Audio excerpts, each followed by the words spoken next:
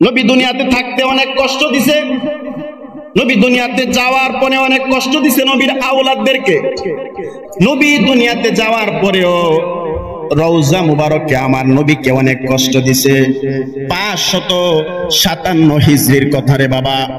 বাদশা সুলতান নুরউদ্দিন জঙ্গি রহমাতুল্লাহি আলাই ঘুমের ঘরে রাত্রে বেলা স্বপ্নে দেখতেছেন বাদশা সুলতান নুরউদ্দিন জঙ্গির ঘুমের ঘরে আমার নবী হাজির হয়ে গেল। ডাক দিয়া কই, সুলতান নুরউদ্দিন, তুমি এই জায়গার মধ্যে ঘুমাইতেছো, আমাকে কিছু মানুষ ডিস্টার্ব করতেছে আমার দেহ মুবারক চুরি করার জন্য। তারা পায়তারা শুরু করলো, নুরউদ্দিন তুমি তাড়াতাড়ি মদিনায় আসো। সুবহানাল্লাহ, জোরে কোন। লাফ দিয়ে ঘুম থেকে উঠে গেল। যে নবীকে স্বপ্ন দেখবে সে যেন বাস্তবে এই নবীকে স্বপ্ন দেখলো। শয়তান সবার সুরত ধরতে পারে, কিন্তু আমার নবীর সুরত শয়তান ধরতে পারে না। সুবহানাল্লাহ কন্যা। এবার বাদশা সুলতান নুরউদ্দিন ঘুম থেকে উঠে উনি আল্লাহর দরবারে দোয়া করতে লাগলেন, আল্লাহ, দুনিয়াতে থাকতে আমার নবীকে তারা কত কষ্ট দিছে, এখন আমার নবী দুনিয়া থেকে বিদায় হয়ে গেছে, আমার নবীর দেহ মুবারক চুরি করার জন্য তারা পায়তারা শুরু করছে। এবার বাদশা সুলতান নুরউদ্দিন ঘুমের ঘরে চলে গেল। যেই মাত্র ঘুমের ঘরে চলে গেল, এরপরে আবার একই রাত্রে আবার আমার নবী বাদশা সুলতান নুরউদ্দিনের ঘুমের ঘরে হাজির হয়ে গেল।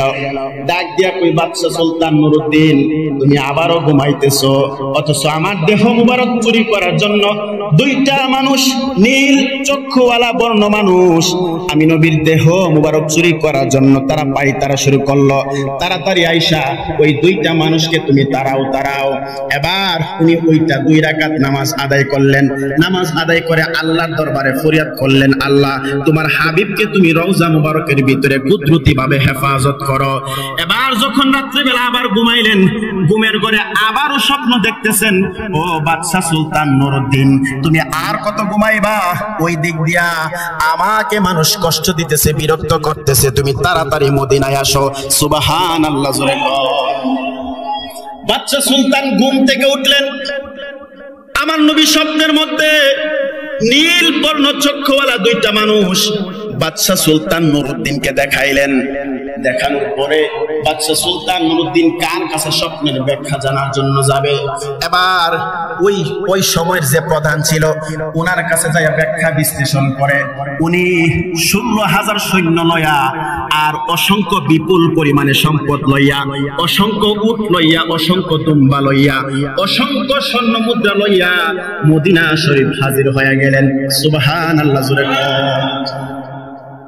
বাদশা সুলতান নুরউদ্দিন মদিনায় যায়, ডাক দিয়া কই, মদিনাবাসী, খবরদার, একটা ঘোষণা তোমাদেরকে জানায় দেই, মদিনার এরিয়ার ভিতর থেকে কেউ বাইরে যাইতে পারবা না।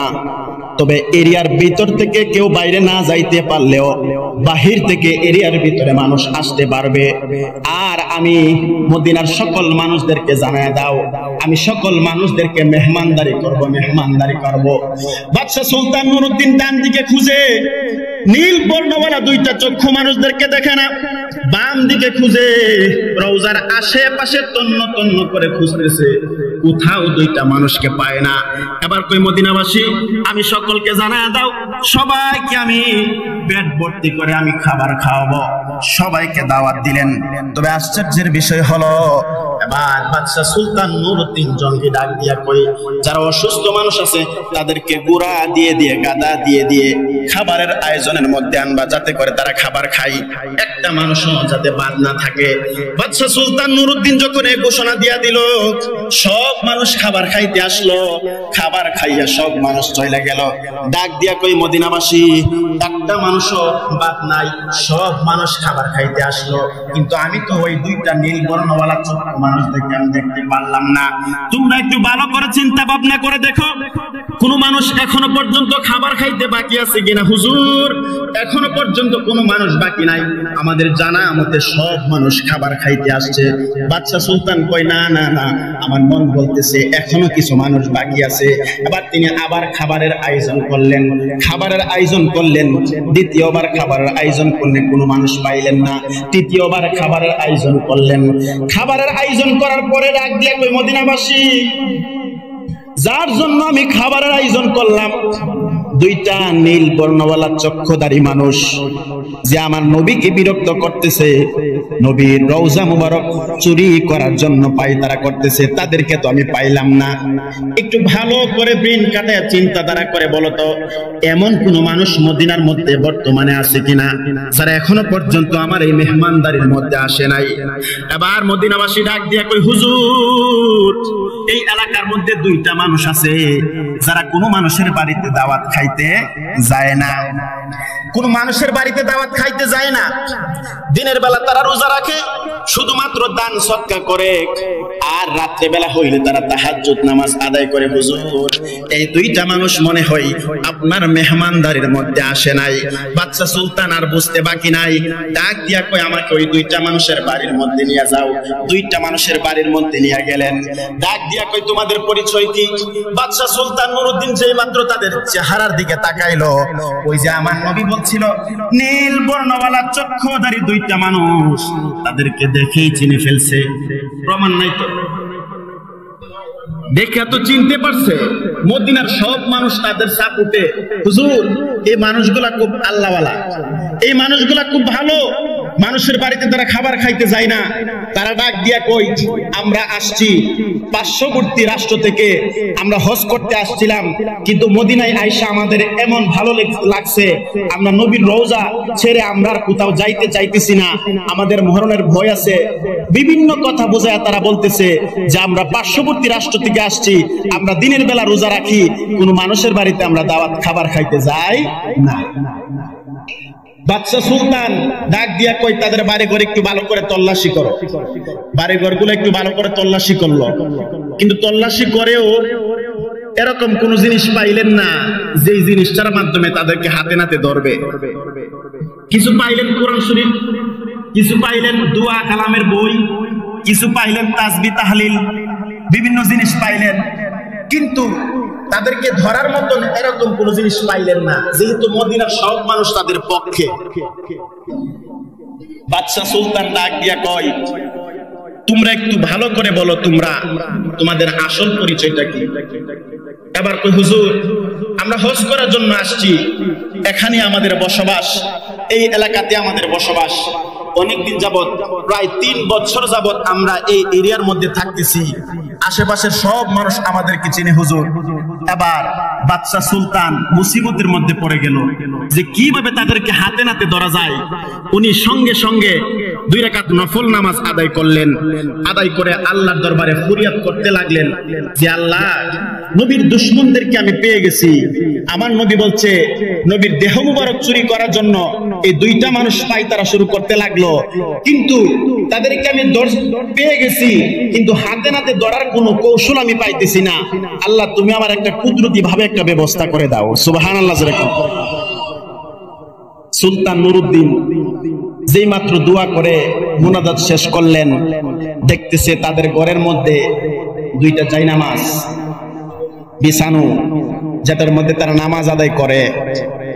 সুলতান নুরউদ্দিন ডাক দিয়া কয়, নামাজের বিছনা 2টা তুলো।